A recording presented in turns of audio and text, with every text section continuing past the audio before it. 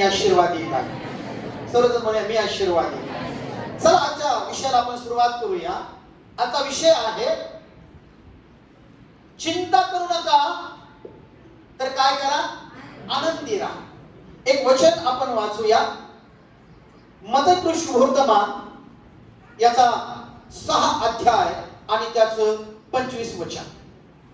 चिंता करू नका तर आनंदी राहा. आज आम्हाला त्याच्यातून शिकून जायचंय की मला चिंता करायची नाही, कारण की माझी चिंता करणारा एक परमेश्वर आहे. किती लोक विश्वास ठेवतात? प्रियांनो, तुमची चिंता करणारा देखील एक परमेश्वर आहे आणि जो तुमच्या बरोबर आहे. आणि तोच परमेश्वर मागच्या रविवारी तुम्हाला म्हटला, भिवू नको, मी तुझ्या बरोबर आहे. आज तोच परमेश्वर म्हणतो की तू काय करू नको, चिंता करू नको. अनेक वेळा आमच्या हृदयातल्या चिंता आम्हाला दाबून टाकतात आणि म्हणून वचन काय सांगतं, वाचा वचन. यास्तव मी तुम्हाला सांगतो की आपल्या जीवाविषयी म्हणजे आपण काय खावे व काय प्यावे आणि आपल्या शरीराविषयी म्हणजे आपण काय पांघरावे याची चिंता करत बसू नका. या शास्त्र भागाची सुरुवात होते, त्याचं टायटल असं आहे, काय दिले तिथे, चिंता आणि देवावर भिस्त. हॅलो, काय करायचं आम्हाला? चिंता बाजूला करायची आणि आमची भिस्त काय करायची, देवावर ठेवायची. चिंता काय करायची आम्हाला, बाजूला करायची. चिंता करायची नाही. देवाचं वचन सांगतो, तो म्हणतो तुम्ही चिंता करू नका. अनेक वेळा आम्ही चिंता करत राहतो, हे कसं होईल, ते कसं होईल, माझ्या संसाराचं कसं होईल, माझ्या कुटुंबाचं कसं होईल, माझ्या लेकराचं कसं होईल, चिंता करत राहतो. प्रियांनो ऐका, जे लोक प्रभू येशूवर विश्वास ठेवतात त्यांनी चिंता करायची नाही. देव सावरायला समर्थ आहे. आणि म्हणून त्याने सुरुवात केली. काही थोडेसे काही मुद्दे आहेत चिंता. पहा सुरुवात कशी झालेली आहे, काय म्हणतो तो, परत एकदा वाचा. यास्तव मी तुम्हाला सांगतो की आपल्या जीवाविषयी, पहिली गोष्ट म्हणतो आपल्या जीवाविषयी काय करायची नाही मला, जीवाविषयी चिंता करत बसतो. कसं होईल, काय होईल, चिंता करू नका. जर तुम्ही देवावर विश्वास ठेवला आहे तर कधी चिंता करू. तो म्हणतो आपल्या जीवाविषयी म्हणजे आपण काय खावे. एक नंबर काय चिंता, आपण काय खावे. तो म्हणतो आपण काय खावे. पहिली चिंता कोणची, कशाची, कशाची चिंता आहे पहिली चिंता. आता काय, संध्याकाळी काय खावे. तो म्हणतो त्याची चिंता करू नका. इथे पुढे वचनात खूप सुंदर उदाहरण दिलेलं आहे. तो म्हणतो आकाशातील पाखराकडे काय करा, निरखून पहा. म्हणतो नुसतं पाहू नको, कसं पहा, असं बारकाईनं पहा. अहो त्या पाखरापेक्षा आपण कितीतरी विशेष आहोत. हालेलुया. परमेश्वर म्हणतो मी त्यांची काय करतो, मागणी पूर्ण करतो, त्यांचं पोट भरतो. मग तुम्ही तर कितीतरी विशेष आहात. तुम्हाला तर मी माझ्या स्वरूपाचं बनवलंय. तुमच्यासाठी, तुम्हाला बनवण्यासाठी तर मी कष्ट घेतले. परमेश्वर म्हणतो काय खावे याची चिंता करत बसू नका. आजचा विषय ऐकल्यानंतर देवाच्या मंदिरात येणाऱ्या लोकांना तुमच्या डोक्यातून, तुमच्या विचारातून येणार चिंता कंप्लीट बाजूला गेल्या पाहिजे. हॅलो, तुम्ही फक्त एवढंच म्हटलं पाहिजे, माझ्या बरोबर देव आहे, देव पाहून घे. मागच्या संदेशामध्ये मी एक शब्द खूप छान सांगितलेला आहे आणि काही लोकांच्या लक्षात पण राहिला आहे तो, की प्रत्येक परिस्थितीत कसे राहा. मागच्या रविवारी प्रत्येक परिस्थितीत कसे राहा, शांत राहा. कसे राहा, शांत राहा. तुमच्या बाजूला देव लागणार नाही. आणि धन्यवाद देतो आपल्या चर्चा लोकांना की ते इतकं बारकाईने लक्षात ठेवतात. एकदम शांत राहा, देवाला लागणार. काही होत द्या, केवढी घटना होऊ द्या. मी तिथं पाहिलं त्या दिवशी तेवढ्या मोठ्या नाही. मी कसा होतो? शांत, एकदम शांत. आणि देवानं माझ्या बाजूने लढायला माणूस पाठवला. हालेलुया. अख्खं उत्तर त्याने घेऊन टाकलं. काळजी करू नका. कधी कधी आम्ही चिंता चिंता आहे ना, त्याला इंग्लिश मध्ये एक शब्द आहे. काय काय एक शब्द आहे? काय? टेन्शन. आता हा टेन्शन शब्द आहे ना, एबीसीडी नका येऊ द्या त्यांना, पण प्रत्येकाला माहिती आहे. काय? काही काम करता का बाई, आज लय टेन्शन झालं मला. सगळे जण. आणि हा टेन्शन आहे ना, अनेक लोक घेऊन बसले. आणि बायबल सांगतं माझा येशू आमचं टेन्शन दूर करण्यासाठी या जगात आलेला आहे. आणि कशाला टेन्शन घेता तुम्ही? काय खावे? अहो प्रभू तुमसाठी योजना करणार आहे. पहिलं टेन्शन काय म्हणतं बायबलमध्ये? काय काय खावे. काय खावे. आणि दुसरं काय? दुसरा मुद्दा व काय प्यावे. काय प्यावे. हा टेन्शन काय? आज अनेक लोकांना टेन्शन आहे. पण देवाच्या मंदिरात येणारे आणि प्रभू ईश्वर विश्वास ठेवणाऱ्या लोकांनो, तुम्ही कधीच टेन्शन घ्यायचं नाही. कारण की तुमचं टेन्शन घेणारा एक परमेश्वर आहे. तुमची बाजू घेणारा एक परमेश्वर आहे. तुमच्या वतीने उभा राहणारा एक परमेश्वर आहे. टेन्शन नाही घ्यायचं, नुसतं हसत राहायचं. हालेलुया. आणि म्हणून मी त्या संदेशाला जोड नाव दिलेलं आहे. काय? चिंता करू नका, तर काय करा? आनंदी राहा. Be happy. खुश. कसे राहा? खुश. देवाच्या लोकांनी इतकं खुश राहायचं ना. काहीतरी एखादा फोन आल्यावर कसे खुश होतो आपण? हॅलो, हा तुम्ही शेतकरी साहेब, हा तुमच्या अकाउंटला 20 लाख पडते. हो कसे होतो ना. म्हणजे ते अजून पडले नाही. पडले पण उद्या जमा होणार आहेत. म्हणलं तर आजपासून मी लोकांना चहा पाजायला सुरुवात करतो. चहा घ्या. ते म्हणतो नाही, घ्या वडापाव खा. अरे गेला काय झालेला, एक फोन आलेला आहे. काय? तुमच्या अकाउंटला इतकी रक्कम पाठवावे. तेव्हापासून सुरू करतो गावात हिंडायला. जो कधी बोलत नाही त्याला बघा वेगळे. हो काय? या ना चहा घ्या ना. काय खायचंय का? वडापाव. खुश आहे तो, आनंदी आहे. आम्ही देखील खुश राहायचं, कारण की आमच्या देवानं आमच्यासाठी मोठमोठ्या योजना करून ठेवल्या आहे. माझ्या देवानं योजना करून नेहमी खुश राहायचं. नेहमी. माझी आजी म्हणायची, याला काय सतत हिरवगार रान दिसतंय. ती खूप हुशार होती. वय एवढं झालं तिचं, पण काक बोलायची, दात होते तिला, दिसायचं. आणि बरेच म्हणी म्हणायचे. मला आज फायदा झाला. ती म्हणजे याला सारं हिरवगार. आणि आज देवात आल्यानंतर मला मागचे 30 वर्ष झाले हा अनुभव आहे. खरंच प्रभू मध्ये असल्यामुळे मला सगळं हिरवगारच रान आहे. म्हणा हालेलुया. देवाच्या लोकांना तुमच्यासाठी सगळं रान हिरवगारच आहे. काळजी करू नका. तुम्ही देवाला धरून आहात ना, त्याच्यामुळे तुमच्या जीवनात सर्व चांगलंच घडणार आहे. चिंता करत बसू नका. काय खावे? पहिली गोष्ट काय म्हटलं तो? कशाची चिंता करू नका. काय खावे. काय? काही काळजी करू नका. तुम्हाला अगदी प्रामाणिकपणे सांगतो, काही कार्यक्रमाला गेल्यानंतर जर मला 3 प्रोग्राम आहेत ना, तर पहिल्या ठिकाणी भारी जेवण असलेलं सोडून मला पळावं लागत आहे. बसू शकत नाही ना, कारण की पुढचे फोन करायचे. आणि तसंच गाडीत बसू, गाडीची गाडीचं भारी होतो राव. मग परत दुसरा शब्द बोलतो, प्रभूने मला याच्यापेक्षा भारी ठेवला असेल तिकडे. देव तुम्हाला चांगल्यातला चांगला पुरवठा करणार आहे. काळजी करू नका. स्तोत्र 103 मध्ये म्हटलेलं आहे, तो म्हणतो मी तुम्हाला उत्तम पदार्थाने तृप्त करणारा परमेश्वर आहे. 130 स्तोत्रामध्ये. आता नका चालू बसू, आता ऐकत राहा फक्त. 130 स्तोत्र. उत्तम म्हणून काय खावे. दुसरा मुद्दा आहे काय प्यावे.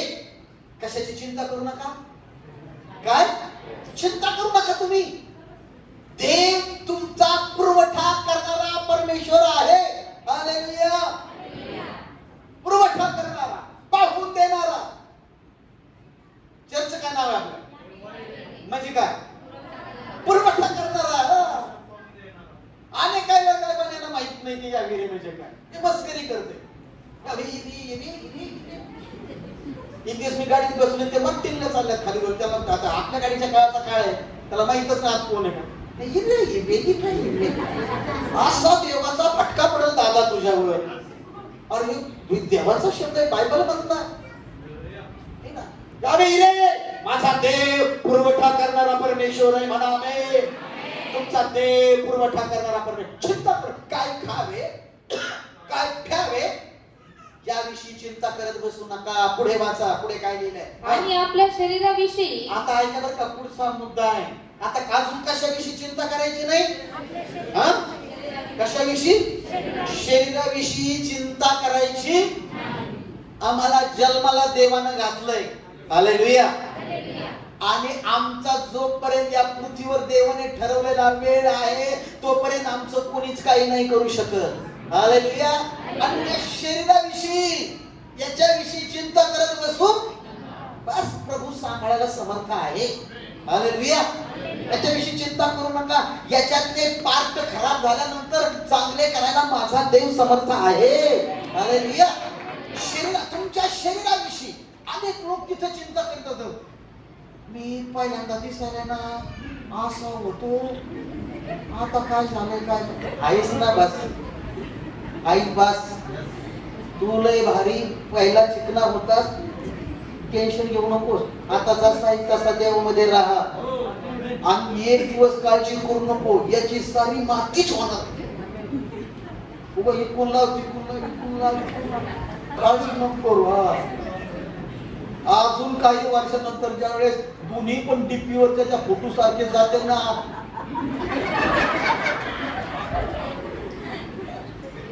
प्रार्थना करायची सोडून, आराधना करायची सोडून ही चिंता करत बसतो, कसं होईल कसं नाही, देव सगळं चांगलंच करणार.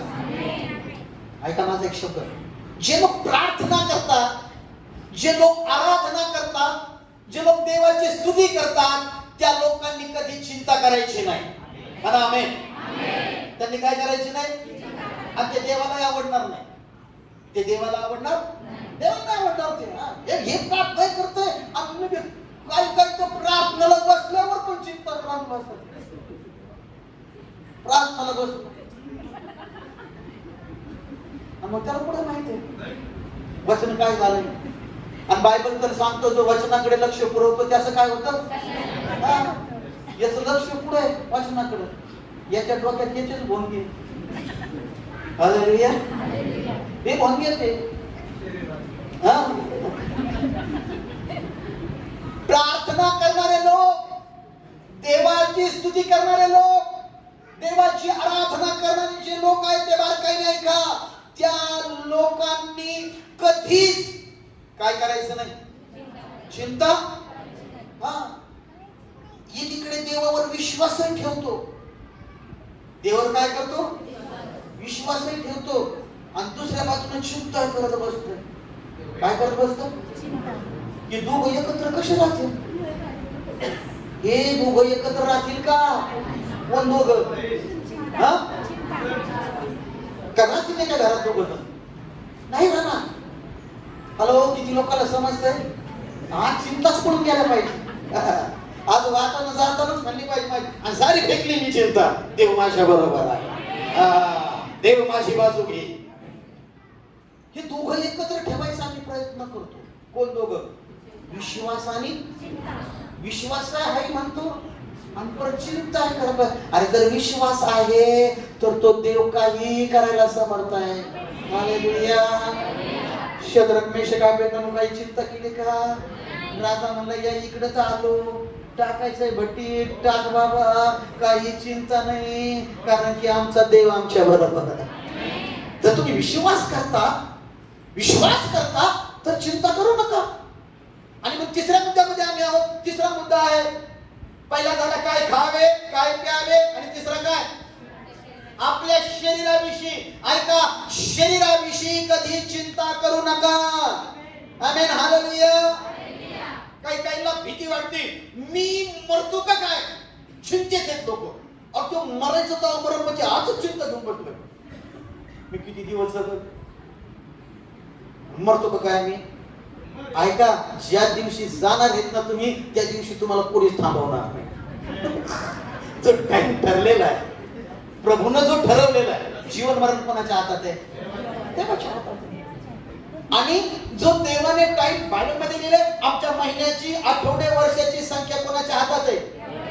अहो तुम्ही मी जन्माला आलो त्याच वेळेस आम्ही किती वर्ष आणि किती महिने, किती आठवडे आणि किती तास आणि किती सेकंद जगणार आहोत ते ठरलेलं आहे. आणि त्या दिवशी आमचं ठरल्याप्रमाणे आम्हाला काय करायचं आहे, जायचं आहे. आणि मग स्वर्गात आम्हाला काय, सार्वकालिक. काही लोक याची चिंता करत बसतात पुढे,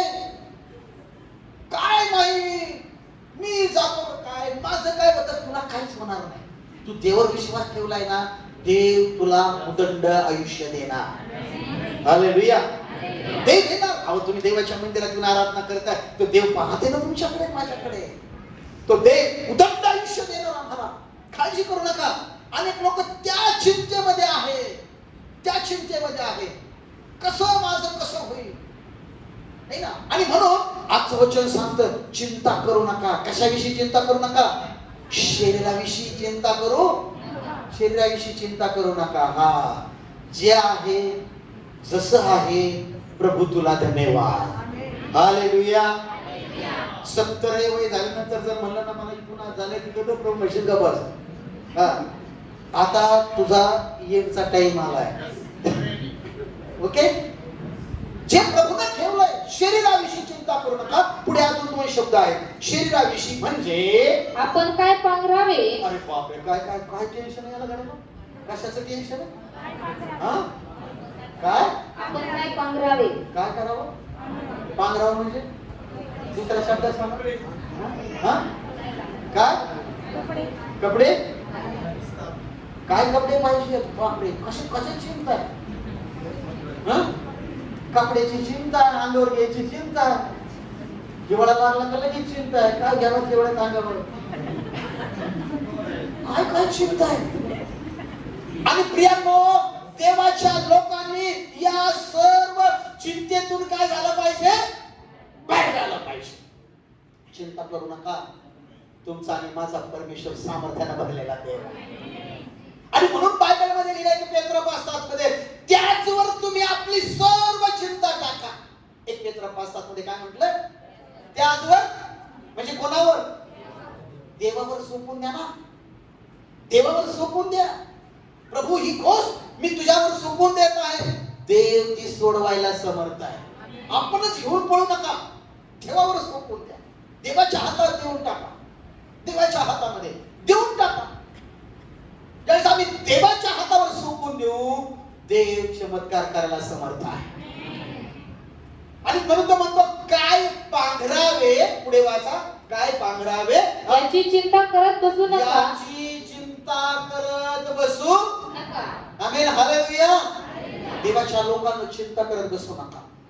काय खावे, काय प्यावे, काय पांघरावे, शरीराविषयी अनेक लोक चिंता करत बसतात. करू नका चिंता. तुमच्या लेकराविषयी चिंता करत बसू नका. माझ्या बायबलमध्ये लिहिलेलं आहे, धार्मिकाचा वंश आशीर्वादयुक्त होईल. किती लोकांना माहिती आहे? माहिती आहे? ओके, झालेलं आहे. धार्मिकाचा वंश काय होईल? तुम्ही प्रार्थनेत आहात म्हणजे तुम्ही धार्मिक आहात.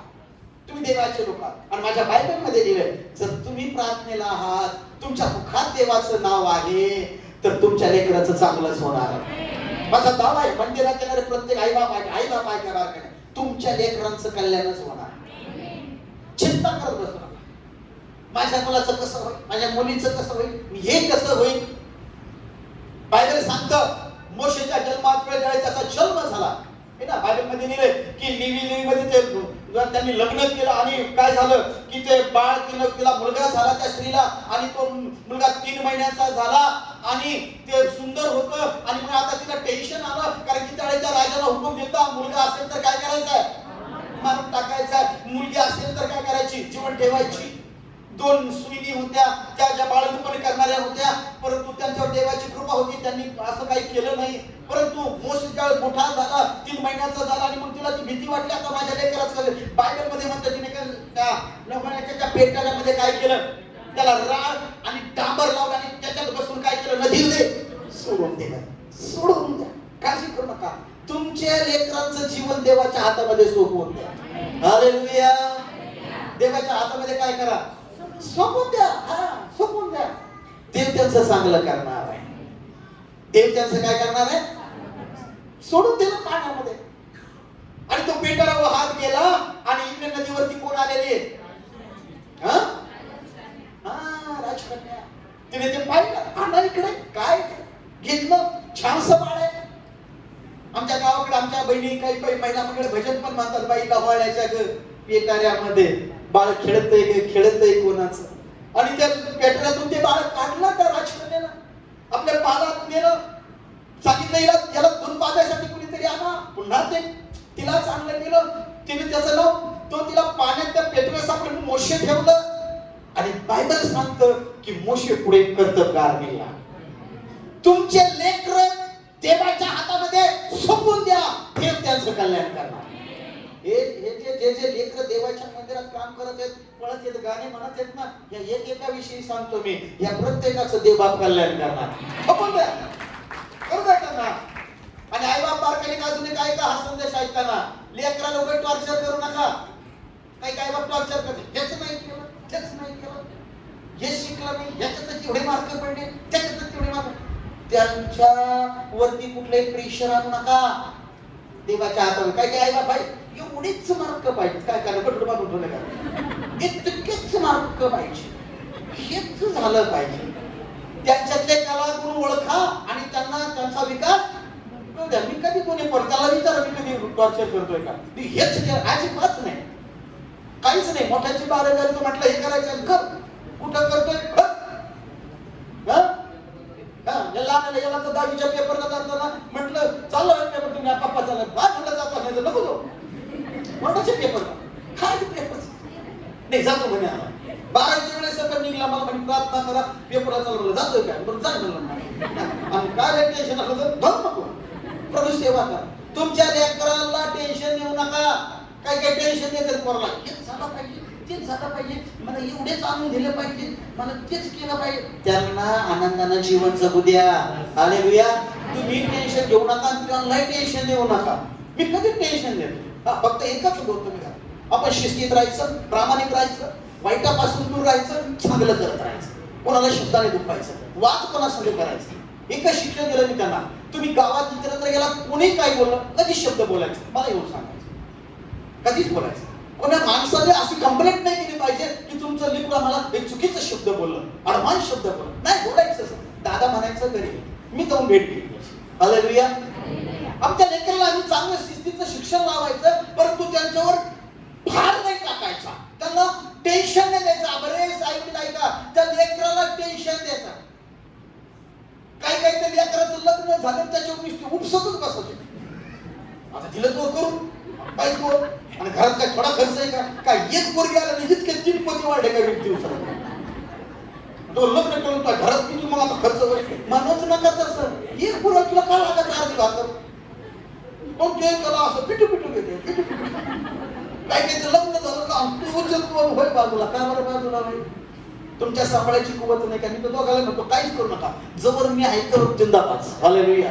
टेन्शनच घ्यायचं नाही, कशाचीच कमी पुढे देणार. त्या मोठ्याला तर म्हटलं निसता तू निसता भजन म्हणला तरी बाजा, भजन देवाचं गौरव कर, बस रोज घरात 1-2 मिनिट ते पाहिजे. तुमच्या लेकरांना फ्रीडम द्या, उगे त्यांना दाब देत बसू नका, चिंता करू नका. म्हणा आमेन. बरेचसे आईबाप लेकराविषयी चिंतेत आहेत, माझ्या पुरीचं कसं होईल, माझ्या पोराचं कसं होईल. मी सांगतो ना, जर असं काही चिंता असेल माझ्याकडे या, आणि मी सांगतो ना, तुमच्या मुलीचं चांगलं होणार आहे, तुमच्या मुलाचं कल्याण होणार. नको तिथं पाठव, तिला भक्तीला यायला आडवी येते. काय आई बाप असेल, काय त्याच्या डोक्याचं काय झालं काय नाही, जिकडं नाही तिकडं पाठवतील भक्तीला. नको जाऊ. भक्तीत काय होतंय, जेवढे भक्तीत मुलं आणि मुले आहेत ते आई बापाचा आदरच करणार. याच्यातून जर कुठली एखादी मुलगी या सगळ्या आई बापाला जर का कधी उलट बोलले ना, मला फक्त एक फोन करा तुम्ही, मला फोन करा. बोलता का तुम्ही?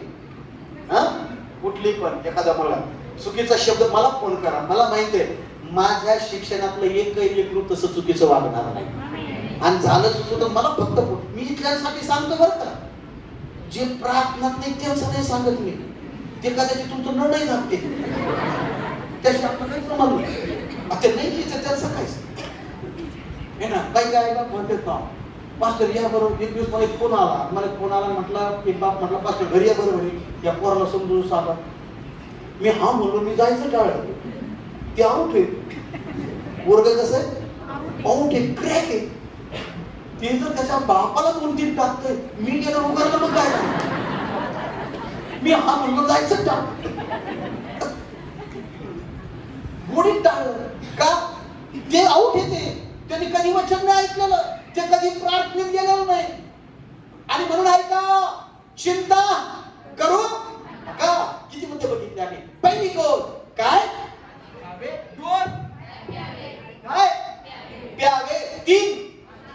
शरीराविषयी छान काय याविषयी चिंता करत बसू नका.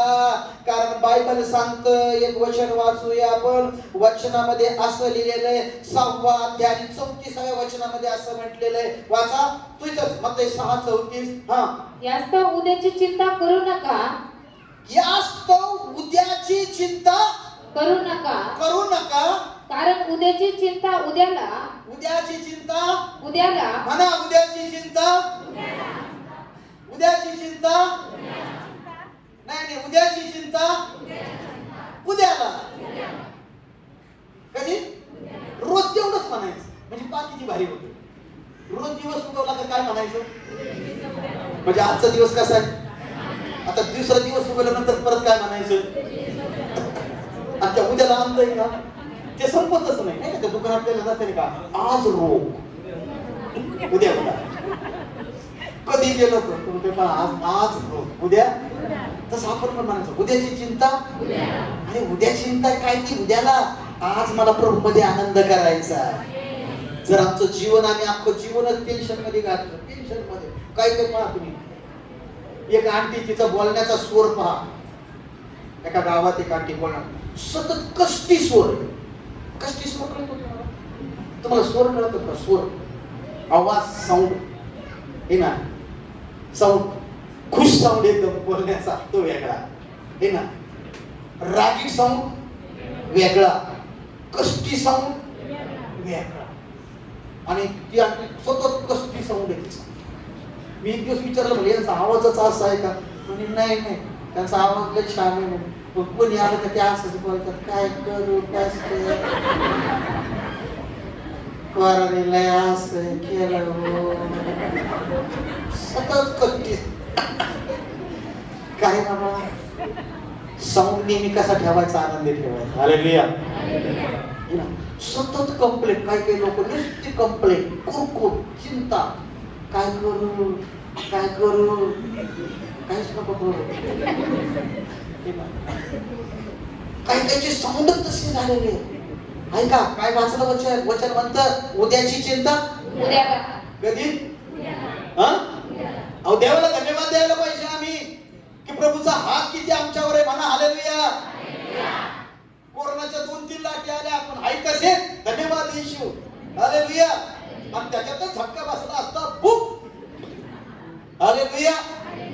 आणि म्हणून हे असं घडतं ना. आणि मग हे घडलं का, मला प्रभू काय करतो, काही गोष्टी शिकवतो. हे बघ, त्या कोरोना देवाने मला शिकवला. बघ, तू वाचलास ना, आता एक दिवस घरात बसू नको, पळ माझी सेवा कर. आता आवाज उचलला असतो, मग उचलला काय केला असतं.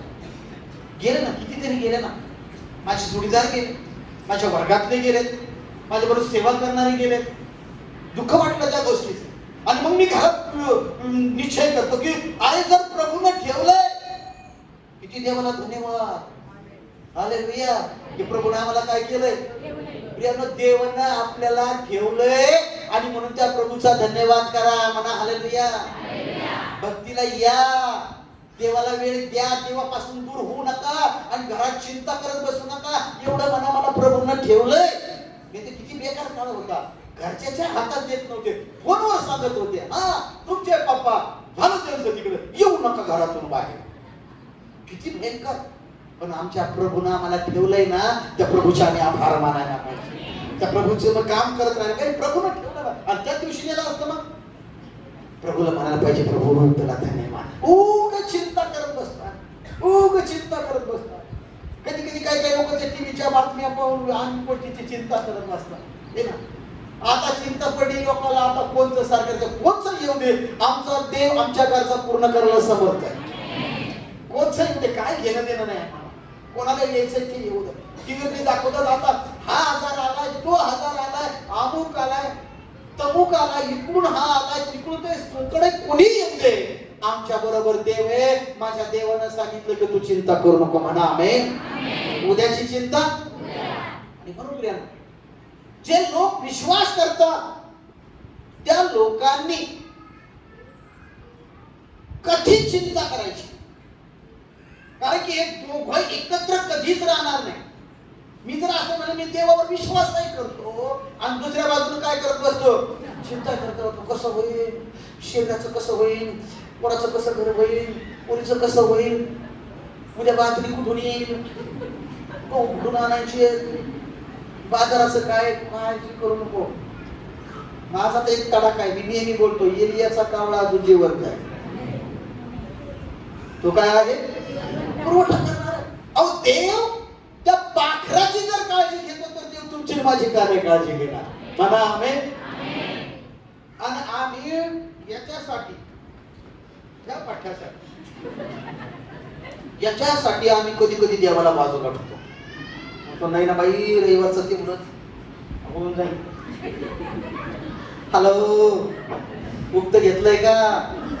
म्हणा हालेलुया.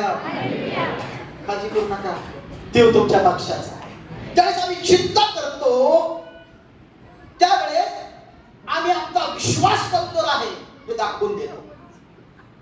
जे लोक चिंता करतात ना त्यांचा विश्वास काय कमजोर आहे. आणि मी तर म्हणतो चिंता करणाऱ्यांनी प्रार्थना करूच नाही. मग काय उपयोग आहे त्याचा? प्रार्थना करू, जास्त प्रार्थना करते ना असं चिंता करत बसते, कसं होईल आता, कसं होईल आता, करू नये का? अशीच आराधना करते ना असं, अहो करूच नका ते. जर तुमचा देवावर विश्वास आहे ना, चिंता करू नका, देव तुमच्या गरजा पूर्ण करायला समर्थ आहे. आणि चिंतेनं काय होतं, नीतिसूत्रीच्या पुस्तकात गेले 12:25 मध्ये, चिंतेमुळे माणसाचं मन दबून जातं. पहा तुम्ही, जे चिंतेमध्ये आहेत ना ते कधीच रापरापा हसणार नाहीत मोठ्यानं. तुम्ही किती बोला त्यांच्याबरोबर, ते उत्तर कशी शॉर्ट देणार. हा ते असं करायचं तसं, ते मग हे झालं का, मग ते असं ना, आपण ते हाव ना, आणि मग हे झालं का, मग ते पुढच्या माता असं ते हा हा हा हा. त्याचे उत्तर तुम्ही ऐका. ते चिंतेमध्ये टेन्शन मध्ये जाईल कधी कधी नाही का, त्याला त्याला हलवून मला हो काय होतं तुमच्या डोक्यात, कुठल्या कंपनीचे. म्हणून चिंतेला काय लिहिलं वचनामध्ये, मनुष्याचे मन चिंतेने दबून जाते. मनुष्याचं मन काय होतंय, चिंतेने दबून जाते. मन काय होतंय, हा चिंतेने काय होतंय, दबून जाते. पुढे काय, परंतु गोड शब्द त्याला आनंदित करतो. हालेलुया. मन कशात दबून जाते, चिंतेने. चिंता केली का मन काय होणार, दबून जाते. हा दबून जाते. परंतु गोड शब्द काय आहे, देवाचं वचन मनुष्याचं हृदय काय करते, आनंदी करते. चिंता आज भक्तीला आले तुम्ही वारके नाही का, आजचा संदेश तुम्हाला फुल अँड फायनल. याच्यानंतर कधीच चिंता करायची नाही. म्हणा हालेलुया. मी चिंता करणार नाही, मी चिंता करणार नाही. माझ्या शरीरात कोणता आजार आहे मी त्याची चिंता करणार नाही. माझ्या शरीरात जो आजार आहे त्याची मी चिंता करणार अजिबात चिंता नाही करायची. माझ्या घरात किती प्रॉब्लेम मी त्याची चिंता करणार. माझा देव समर्थ आहे त्या प्रॉब्लेम मधून सोडवायला. हालेलुया. चिंतेनं मन काय होतं, दबून जातं. पहिलं मी सांगितलं की ज्याच्यामध्ये विश्वास आहे तर तो जर चिंता करेल तर त्याचा विश्वास आहे निरर्थक आहे. चिंतेनं मन दबून जातं. आणि त्याचप्रमाणे चिंता हे एक महाभयंकर पाप पण आहे. हॅलो, चिंता हे काय आहे, लक्षात ठेवा बरं का. हे काय आहे, पाप पण आहे. आम्ही बाकीच्या गोष्टीलाच पाप म्हणतो. अहो पाप आहे, देवाच्या विरोधातलं ते काम आहे. देवाच्या विरोधातलं काम आहे ते. देवाच्या विरोधात आम्ही काम करतो, पाप आहे. आम्ही बाकीच्या गोष्टीलाच पाप होते. बाकीचे पाप आहेत, लबाडी आहे, चोरी आहे, चुकीच्या गोष्टी आहेत, जे काय आहे ते पाप आहे. परंतु चिंता एक पाप आहे. आणि चिंता करून आपण आपल्या घरात आपण पाप करतो. किती लोकांना समजतंय, वचन वाचाय. हा चिंतक पाप. लूक वर्तमान 21 अध्याय आणि त्याचं 34 वचन वाचा.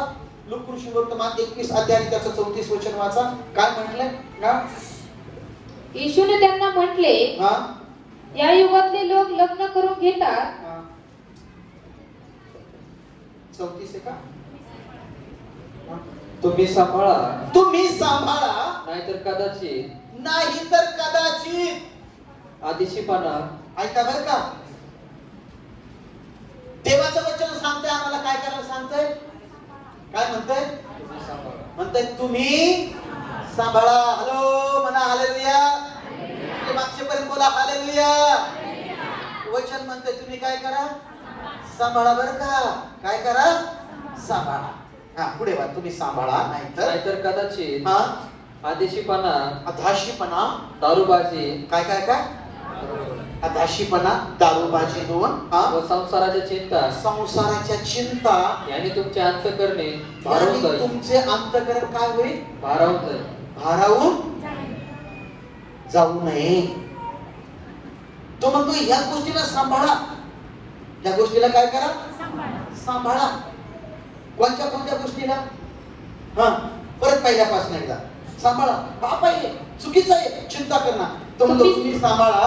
तुम्ही सांभाळा, हा नाहीतर कदाचित नाहीतर कदाचित आदर्शीपणा, आधाशीपणा, दारूबाजी दारूबाजी व संसाराच्या चिंता व संसाराच्या चिंता किती आले तिथं? किती मुद्दे आले? 3. एक पाहिला काय आहे? आदाशीपणा म्हणजे काय? हा हा आवरटपणा. आवरट काही काही लोक आवरट राहते. किती येऊ द्या कमीच. हाव हाव लागलेली राहते ना. हाव. आणि या हवेचा पोटी लोक बसायलाच तयार नाही जागेवर. एका हाव आहे आणायचं इकडून तिकडून जायचं. हाव येऊ द्या. नुसतं पळत आहे. तो म्हणतो आवरटपणा. आणि पुढे लिहिलंय दारूबाजी व संसाराच्या चिंता. आता पहा बर का की दारूबाजी संसाराच्या चिंता ह्या दोघं एकत्र आणले. ते काय केले? म्हणजे दारू केलेले गुंगलेलं राहते आणि संसाराच्या चिंतावले हे गुंगलेलंच आहे. नाही समजलं? हे दोघं गुंगलेलेचे. पिऊन हे काय झालेलं राहते याला कळत नाही मी काय करतो काय बोलत आहे. पिलं नाही. आणि चिंतामधलं याला कळतो. पहा चिंतेच्या एखादं चिंतेमध्ये टेन्शन मध्ये असलं का त्याला काय बोललं कधी कधी कळत नाही. कधी हात लावून म्हणतो हो ऐका कमी काय हा मग उठला त्याला म्हणा हा हा हे दोघही मुंगलेले. म्हणून तिथे म्हटलंय संसाराच्या चिंता आणि दारूबाजी पण काय आहे? पाप आहे. ते पापच आहे. आणि चिंता हे पण काय? पाप आहे. आणि म्हणून तो म्हणतो तुम्ही आपणास काय करा? सांभाळा. वाचा पुढे. नाहीतर कदाचित नाहीतर कदाचित आदर्शीपणा, अधाशीपणा, दारूबाजी दारूबाजी व संसाराच्या चिंता व संसाराच्या चिंता यांनी तुमची अंतःकरणे हा भारावून जाऊन हा तो दिवस तुमच्यावर काय होईल? तुमची अंतःकरण काय होतील? भारावून तो जाऊन म्हणतो भारावून जाऊन आमचं अंतःकरण काय होईल? ऐका तुम्हाला अजून एक गोष्ट सांगतो. जे लोक चिंतेमध्ये आहेत ना, चिंता करतात ना, त्यांच्या हृदयापर्यंत कधीच वचन जात नाही. हॅलो जागे आहात का तुम्ही? नाही. देवाला धन्यवाद. जे लोक चिंता करतात त्यांच्यापर्यंत वचन जात. मग कुठलाही सेवक मरणाचा आलटून बोलू द्या याच्या डोक्यात तिकडचं चालू खेळ. असं होणार आहे तसं होणार आहे मग मी काय करू? ते कसं होईल? ही चिंता आहे ना, हे वचन आमच्यापर्यंत येऊनच देत नाही. आणि वचन आलं नाही तर कल्याण होत नाही. आणि म्हणून तो म्हणतो अधाशीपणा, औरटपणा हा निघून गेला पाहिजे. आता म्हणतो संसाराच्या चिंता आणि दारूबाजी याने तुमचे हृदय काय अंतःकरण काय होतील? भारावून जातील. त्यामुळे चिंता टेन्शन मनुष्याच्या जीवनामध्ये होतं. तर माणसाच्या पर्यंत देवाचं वचन पोचत नाही.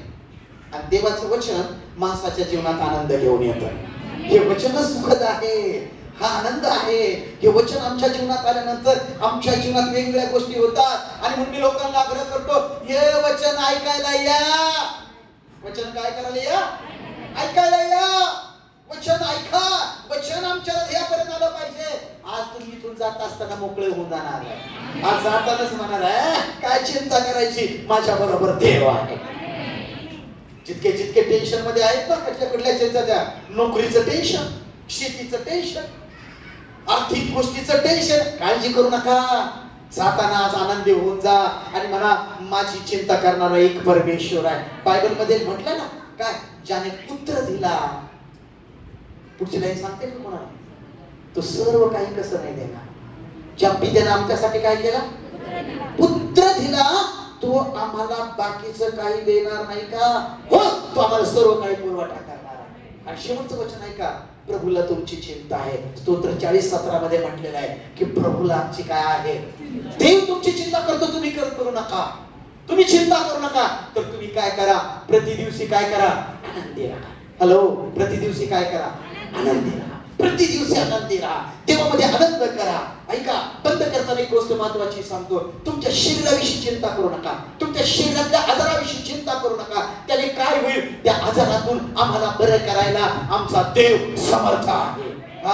अनेक लोक त्या चिंतेमध्ये आहेत. हे कसं होईल, ते कसं होईल, अमुक कसं होईल. काळजी करू नका. देव त्याच्यातून वाचवायला समर्थ आहे. Hallelujah, hallelujah. मला फोन येतात आणि कधी कधी काही तर फोन तर इतके भयंकर असतात ना. आणि प्रत्येक व्यक्ती टेन्शन मध्ये आहे. नवरा टेन्शन आहे बायकोविषयी. नवरा टेन्शन मध्ये आहे बायकोविषयी. बायको टेन्शन मध्ये आहे नवऱ्याविषयी. कधी कधी दोघं टेन्शन मध्ये आहेत लेकराविषयी, घरातल्या प्रॉब्लेम विषयी. आणि म्हणून तुम्ही टेन्शन मध्ये राहू नका. मी नेहमी अनेक लोकांचं बोलून मी त्यांचं समाधान करतो, त्यांना वचन सांगतो, प्रार्थना येण्याचा आग्रह करतो. का माहित आहे का? देवाचं वचन समाधान करतं. हालेलुया. आणि म्हणून स्तोत्रामध्ये लिहिलेलं आहे 94 मध्ये, ज्यावेळेस अनेक चिंतांनी माझं मन व्यग्र होतं, तेव्हा देवा तुझ्यापासून लागणारं सांत्वन माझ्या जीवाचं काय करतं? समाधान करतं. हे वचन वाचा. मी वचन सांगितलं तेवढं वाचा. आपण थांबूया. स्तोत्र 40:17 मध्ये काय म्हटलेलं आहे? मी तर दीन व दरिद्री आहे, तरी प्रभूला माझी चिंता आहे. तरी प्रभूला माझी चिंता आहे. म्हणा हालेलुया. सगळेजण उजवा हात छातीवरती ठेवा पुन्हा एकदा आणि म्हणा प्रभूला माझी चिंता आहे. म्हणा प्रभूला माझी चिंता आहे. सगळेजण म्हणा प्रभूला माझी चिंता आहे. Okay, hallelujah. बोलला काय बोलला? आता इथून पुढे चिंता करायची का? आता तुम्ही मुखानं बोलून चालला माझी चिंता कोणाला आहे. मग तुम्ही चिंता करायची का? कधी चिंता नाही करायची. शरीराविषयी, आजाराविषयी, कौटुंबिक समस्येविषयी अजिबात चिंता नाही करायची. काही लोक चिंता करत बसतात. मी केल्यावर यांचं कसं होईल? काहीच नाही होणार. तू गेल्यावर सगळं चांगलं होणार. तू फक्त जाय. करतात ना काय फक्त करतात तुम्ही. मी गेल्यावर माझ्या पोराचं कसं होईल? काही नाही होणार. ते इतके सुखानं मजा राहणार. उलट ते तुला पोचून आल्यावर येताना म्हणणार आहे